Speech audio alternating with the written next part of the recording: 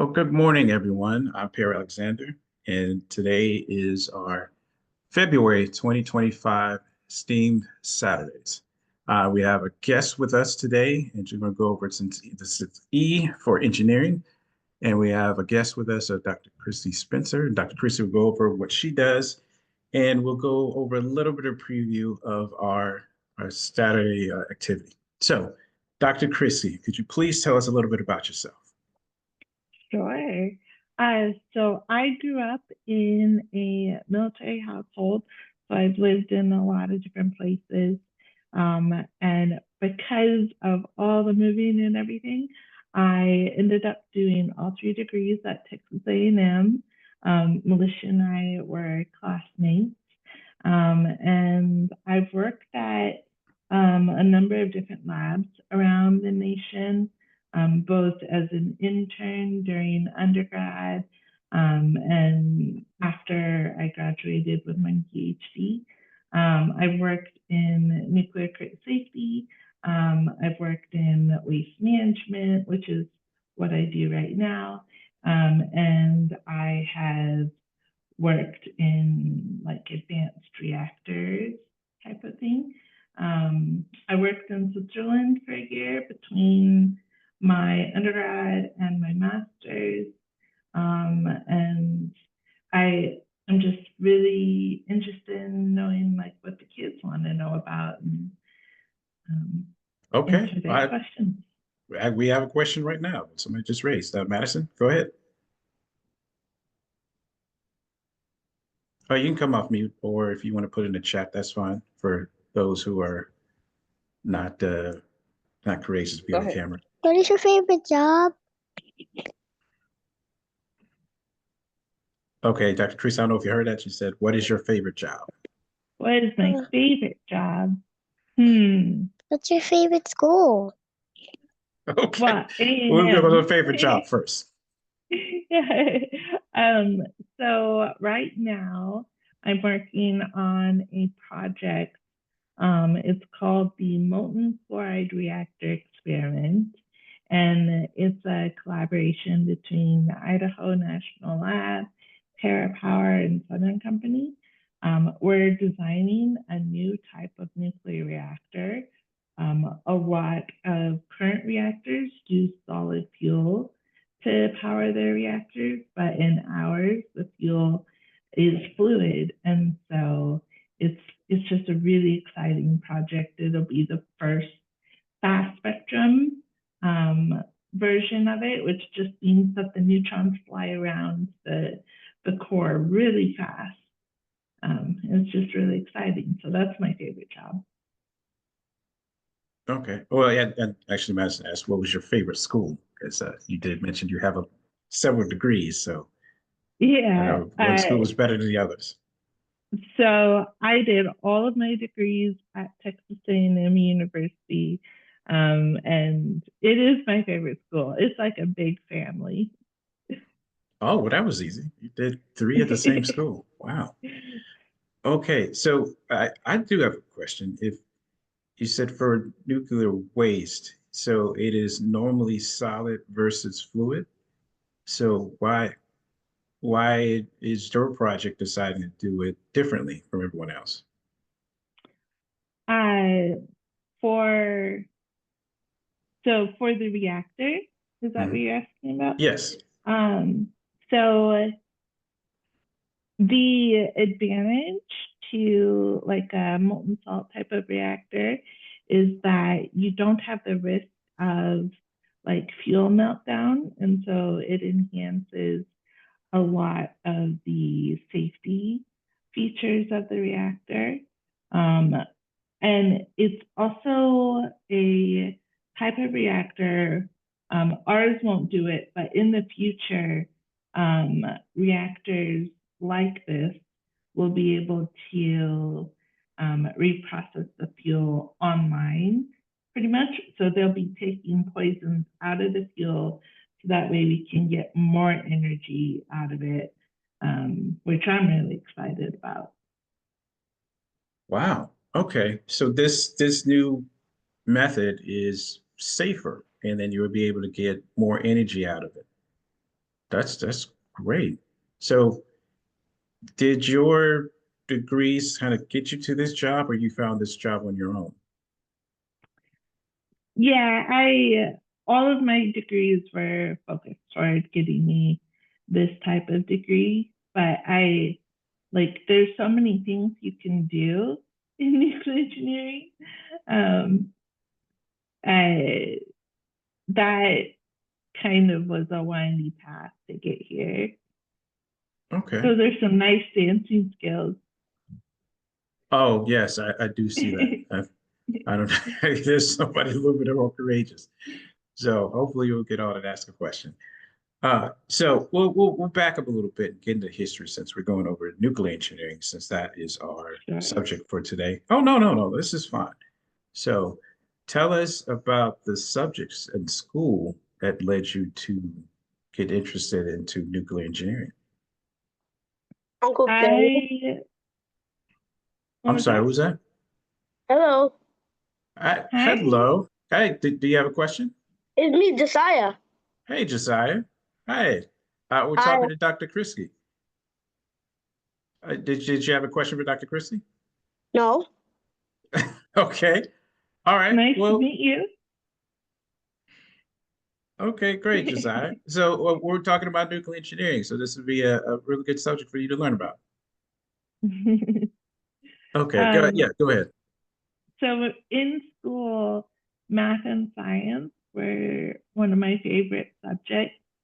And for a while, I thought I wanted to be an astronomer. And then I went to space camp and I realized that they have to stay up all night. And I really like sleep. And so I had to figure out something else to do. Oh, wow. Oh, and for those of you who may not aware, we covered that some other time. That astronomers are folks that study the stars, all the things you see at night. So Yeah. that's good. All right, so you basically math and science, you said that led you to become nuclear engineering. Okay, Yeah. but it's nice that you had a backup as well, because that's a good thing about growing up. You have one idea to go to it, and then either find out that you like something else better. So don't be Yeah. discouraged out there if you find something and it's like, hey, I don't like this. There's plenty of things out there for you to find out elsewhere. So that's good. Okay, so what led you to Texas A&M to get your degrees? They gave me a full ride scholarship, and that made the decision really easy. So Because that my parents gave me a small amount to help with budget every year, but I had to pay my way through school. So mhm. Yes, and we'll put the information up on the website as well that the average cost for something like this, because I believe nuclear engineering it costs a lot to get the degree, but you get fairly well-paying jobs after you get your degree as well. So, yeah. KJ. KJ. Who's KJ? hey, Josiah, would you mind being on mute? Okay. Thank you. Okay, so Dr. Christie, oh, I'm sorry, I saw another hand. Did Morgan raise her hand? Did I see that? Oh, what is your favorite instrument to play? So when I was in high school, I was a percussionist. And my favorite instrument was the marimba. It was so fun. Like it sounded really cool. And if you use different type of mallets, you can get different types of sounds out of it. And when I first joined band, they did a test on all the students. And percussion was the only one I was suited for. I was not inherently skilled enough to do any of the wind instruments or anything like that. What is a percussionist? So like drums and xylophones, cymbals, basically the stuff that makes a lot of noise. That's what a percussionist does. Uh,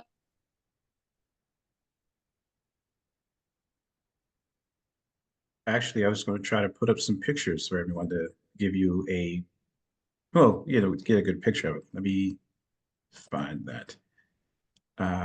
Here we go. Here is the family of percussion instruments. So you have, let's see, picture here. Basically, say drums, xylophones, more drums, cymbals, all of that. And I'm sorry, what was the name of it again? The marimba, so the one Roomba. with the wood, it kind of looks like a xylophone, but it has wood keys. Yeah, Ah, okay. Yeah, this is it right here. yeah. Okay. Oh, Madison, you had another question? What is a trumpet? I'm sorry, could you, Yes, what was astronomy? I'm sorry, Madison, could Hmm? you say your question again? I said, what is a trumpet? What is a trumpet? What's a What? drum head? Do you see those like circular things? If you hit them with a mallet, it'll make a really big sound. Okay. Do you still play your instrument sometimes? No, I still have Hmm. my mallets from high school, but I don't. My husband does. He plays the clarinet and he'll play sometimes. Okay. Well, that's the A that we cover a lot too with arts. So we wanted to make sure we cover that as part of STEAM. And Yeah, it's always a good idea to have more than one thing that you like to do. Because even if you grow up and have a job, you want to have other interests outside of work. So that's very true. that is always something good. It's something that sometimes we adults struggle with. Uh, so it can be done. So don't let go of things that you liked before. So yes, okay. That was a nice little detour by talking about the Yeah. instruments. So, but that's good. Actually shows that even though you do have a good career and everything, there's still other things that you would like to do. Oh yes, Josiah, you have a question? You Hmm. come off mute. I'm off. Yes. What was your I question, can Josiah? hear you. My question is, what is a drum? So Okay. a drum is an instrument that you hit and it makes a big reverberation. So like in a rock band, there's usually a drum set at the Yes, back. I saw that before. Yeah, so that's a drum. And there's different types of drums, just depending on how, like, the geometry of it will get you different sounds. Did you like the larger drums is more than the smaller drums? Or did you like something a Um, big sound? the timpani is pretty fun to play. It's that really big one. Oh, I believe it's this one up here. Or one Yeah, of these. Okay. yeah. Um, but I I was usually the only girl in the percussion area, and all of the guys loved the snare drums, and so I got to focus on like the marimba and the xylophone, and um, they were all competing to be the top snare drum. Yes, that's competition is good. It can be fun. And the whole thing is you don't take things a little bit too far because you got to be nice. Yeah. Okay. Well, back to your career. Is nuclear engineering something that you always wanted to do? Is that or that's something you discovered you found an interest in when you got to college? It so after I decided I didn't want to be an astronomer, I was just like generally interested in school. And then my senior year of high school, when you're applying for college, you have to choose a major to go into. And so I was just comparing all the different types of engineering because I knew that I liked physics and I wanted to help people. And I picked nuclear kind of because of Star Trek. Um, you know, Like if we Oh, want to get to that future civilization where we're traveling the stars and have you know, that ideal society, I thought nuclear is the way to go. So that's why I picked it.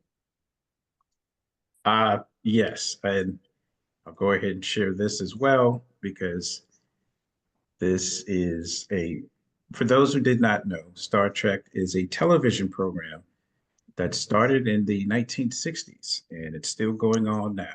Different versions, different types of shows and movies, internet, cartoons, all kinds of stuff. And Yeah. this was a very influential program that not only with you, Dr. Christie, but hundreds and thousands of people got inspired from this show in various forms and went on to go into other careers with science, including astronomy, chemistry, all kinds of things, just from this show. So Yeah. that's another way you can find inspiration from all kinds of things. So, and I was a fan of it as well. So before we get into like 16 hours of getting into Star Trek, I'll just ask one question and try to back off. What was your favorite Star Trek show? Voyager. Right now, I would say it's split between Voyager and Lower Deck. But Okay.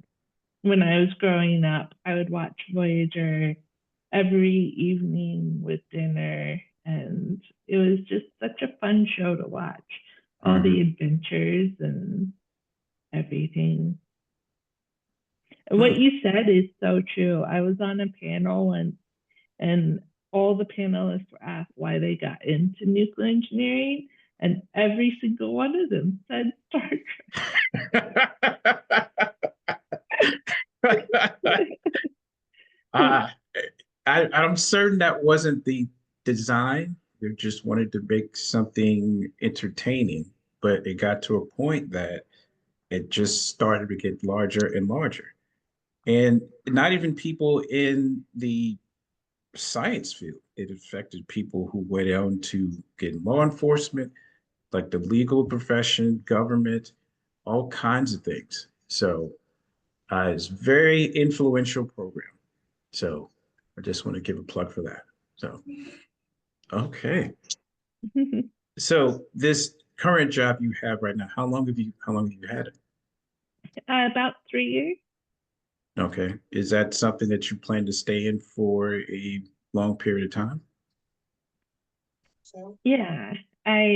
So I want to see the reactor through the project. I want to see it built. I want to see it operated. We're also like it's going into a test bed Hmm. where multiple reactor experiments can go. And so we're having to completely dismantle it, get rid of all the waste, properly dispose of everything. And it has unique challenges that you don't see a lot because usually when you're taking down a reactor, it's been like 20 years. And so everything has cooled down by then.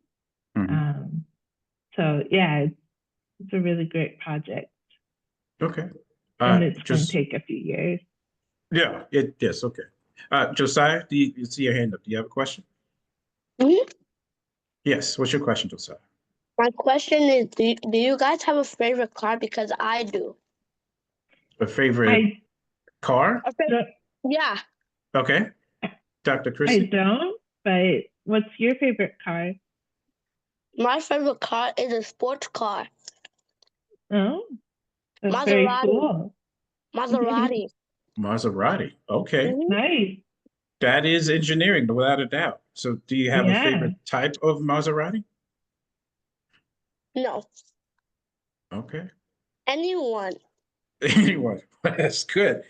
But why is Maserati your favorite? Because it's sports car and that's my favorite and it goes fast. There's nothing wrong with that. You got to find something you like. You pick that one thing going fast. So, Yeah. so Dr. Christie, so out of nuclear engineering, why did that end up being your favorite nuclear engineering? I mean, favorite engineering, nuclear. Um, it is really important to me to help address the climate change problem.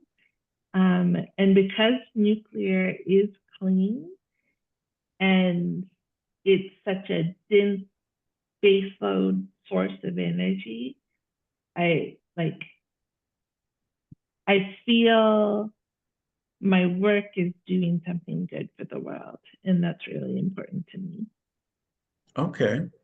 So similar to Star Trek, even though I said I was going to bring it up again. But with that, and I imagine a lot of your friends in the nuclear engineering said the sort of the same thing. Getting Mhm. involved with something that has more than one purpose. It could be something that you like, but it's important enough that will improve everybody else's lives in various ways. So that is important to get involved with something that not only helps you, but helps others. Okay. Madison, do you have your, I see your hand up. Do you have a question? What was that, Madison? What is your favorite thing to play? You said, what is your favorite thing, Dr. Cruz? What is your favorite thing to play? Yeah, that's what she said. Yes. Hmm. So I have two cats, and right now I'm trying to teach them how to use these buttons that would allow them to talk. And I consider that play. It's not going very well, but I've seen videos online where you can get a cat to have a whole conversation with you. Yeah, go ahead. What, Go ahead, okay, Josiah. Josiah, what's your question? My question is, do you like shoes? Shoes. Mm-hmm. Uh, Like a type of shoes. I really like slippers. Does that count? Yes. Yeah, Slippers and I shoes. love slippers. What Okay. about you, Uncle Perry? I like tennis shoes. Like, well, tennis shoes, sneakers. I know everybody calls it something different, but those are comfortable and I can wear them anywhere. I like Yeezys because you can wear socks and they have comfortable fur in it. Okay, good. Now, Dr. Chrissy, you did bring up something that we gotta, I guess, get through is Okay. you said you're trying to get your cats to talk. Um, you may want to go a little bit further with that. Why do you want your cats So to talk? I these buttons were originally developed for dogs, and it's a slow training where you teach them that a particular button means something. So, like if they push one button, it'll be for food, another button will be for playtime, another button will be for going on a walk. And you can eventually build up their vocabulary enough that they can basically talk with you like they're a human. And it's so interesting to know what your pet can think. And I like one of my cats is very obvious in what she wants, but another one of my cats, he he is hard to figure out sometimes. And so that's why I wanted to teach them how to talk because sometimes it's just so hard to figure out like what is wrong. No, that is fascinating. So it is a better idea for you as a pet owner to understand their thoughts, their needs, desires, so you could be a better owner. Okay. Yeah. All right. Madison, I see you raise your hand. Do you have a question? Where did you get the buttons? Oh, I'm sorry. I got a bunch of feedback. Could you say your question again, Madison?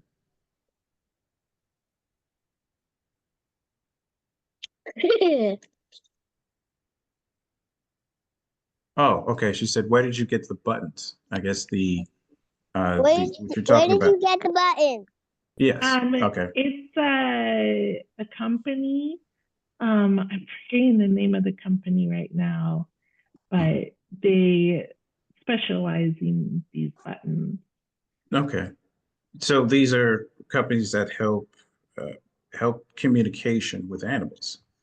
So Yeah. similar to not in a lab where they have to do a bunch of stuff to them, but a way to I believe it was Jane Goodall kind of learned with primates to how to do sign language, all that. Anything that helps animals communicate, so everybody be Yeah. on the same level. So that's interesting.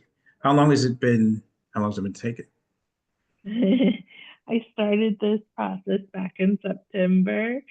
So it's a pretty slow process. I think the only thing I've been able to teach them so far is if you hit the human, you get food. So I'm trying to like get to the next step. That's the most important one. Okay. Oh, Josiah, yes, you got a question? My birthday's in September. Oh, your birthday's September. Oh, Okay, September good. that's 13th. awesome. Yes. Okay, yeah, that would be, it was 4 months ago, 5 months ago. Okay, good. Well, And we all then wish you luck with this because I know it's important because this is another project that you would have to do that, like you said, makes you a better person. All right, Militia, do you have a question? Yeah, Dr. Christie, we were just talking about the reactors, and I was telling the kids that the buildings are very special that the reactors go in. Could you tell us a little bit about the buildings and why they're special? Yeah. So Um, the reactor that I'm working on is going into a building. It's an old building that they mounted a bunch of dirt on top of it. And the point of all that dirt is to protect the people outside of the building. It acts as a shield for all the little particles that fly off of the reactor during operation.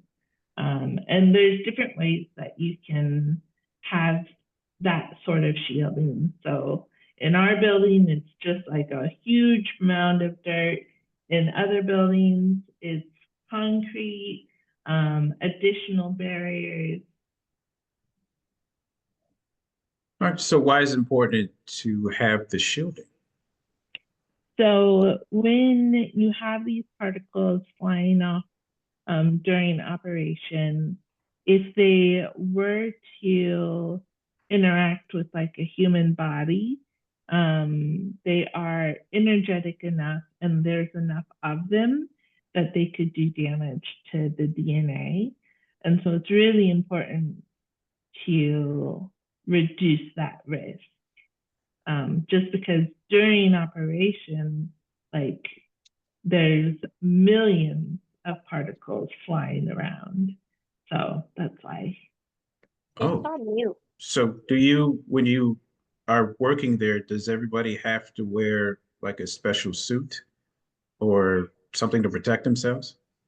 No, so the shielding that we design is enough that the people in the control room don't see those particles. So like the particles either get absorbed by the shielding or they slow down enough that they're just too tired to get to the people, basically.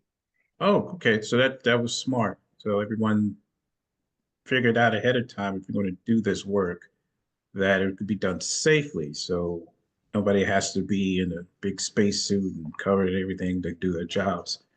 But also that outside of the control room, anybody else would be safe as well. Mm-hmm. So so it since this is important, but it can have some bad things or accidents. Uh, do everybody there have a role in how to make stuff safer and how to prevent accidents? Because that sounds like Mm-hmm. it's important. Yeah. So at the national labs and also at nuclear reactors across the country, every single person is responsible for safety.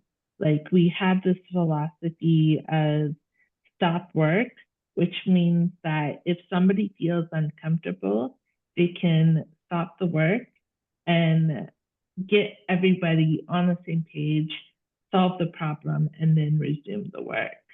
And nuclear reactors are some of the safest places to work because of that culture around safety. Okay, that's good. Yeah, because that doesn't, well, most people don't think about that. Oh, Josiah, do you have a question? Does anybody have one of these?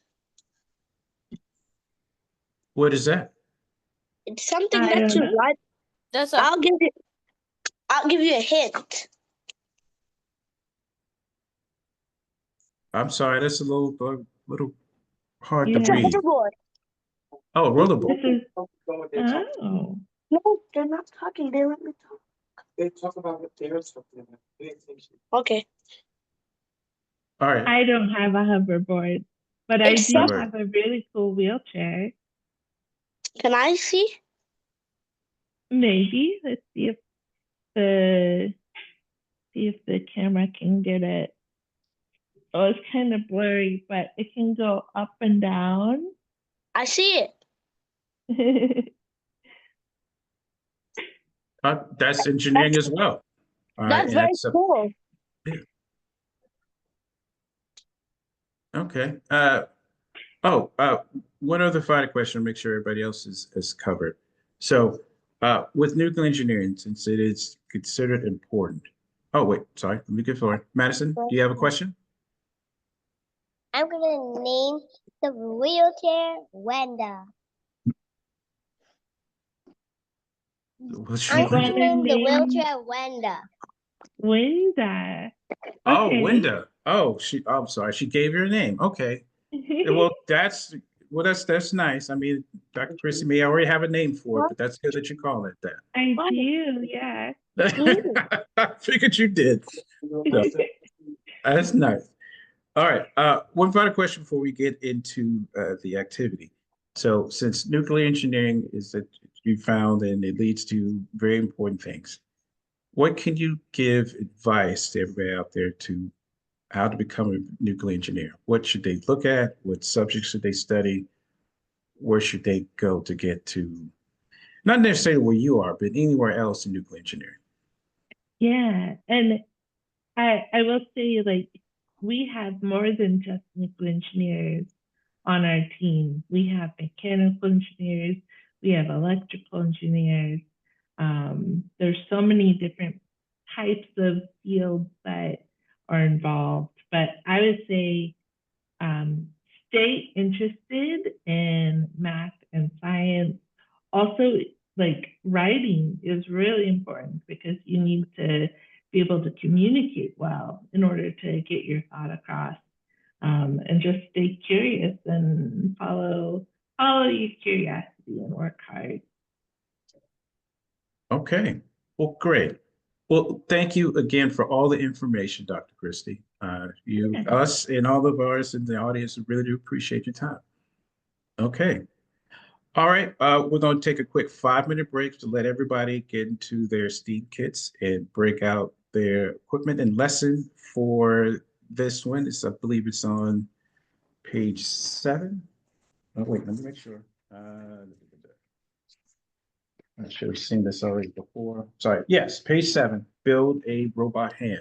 So we're going to let everybody get a chance to get it out and get the equipment together. We'll walk through it just a little bit and we'll get Dr. Christie's help and advice on how to get going. All right. We'll be back in about 5 minutes.